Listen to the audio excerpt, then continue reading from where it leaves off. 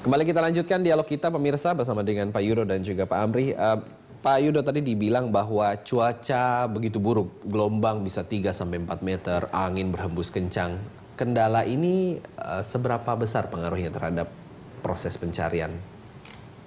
Untuk kapal sekelas Barunajaya untuk gelombang sampai 3 masih bisa bekerja, masih bisa bekerja dan masih tidak terlalu mengganggu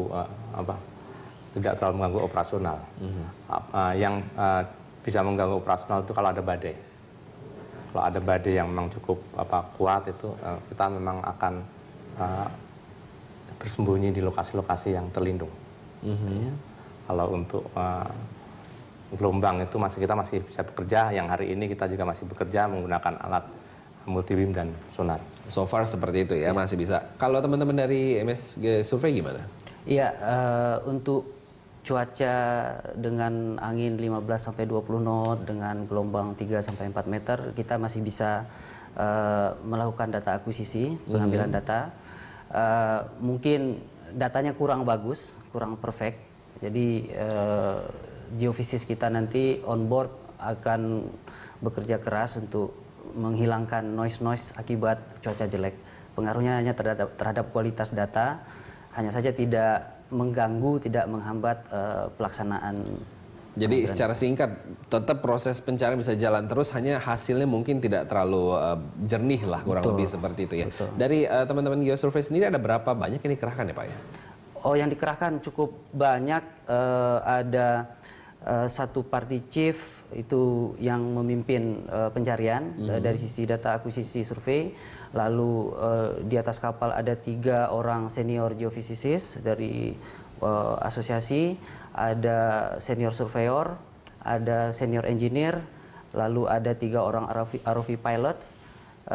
Lebih kurang semuanya ada sekitar 12 orang. 12 orang. Itu nanti dibagi dalam berapa kapal atau?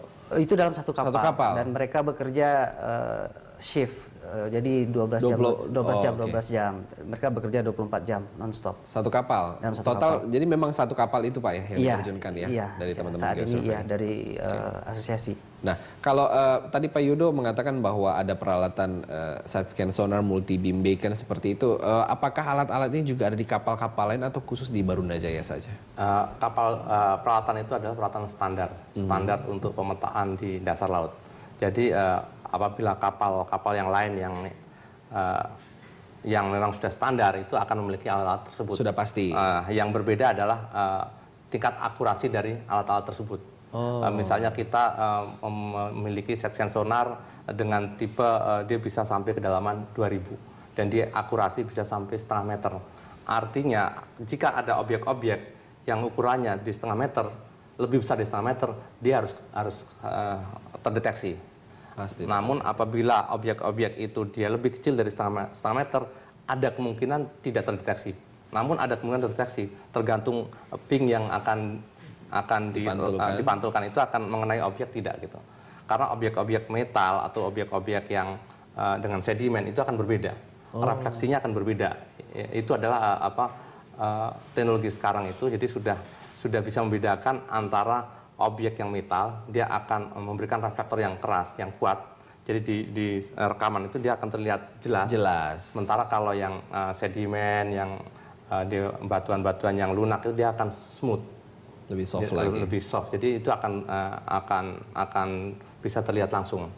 Jadi seperti yang tadi dikatakan dari Pak Amri itu, memang kalau untuk pemetaan yang detail, yang presisi itu kita perlu processing. Cuman untuk SAR ini kita harus segera. Jadi artinya kita bisa kerjakan secara online.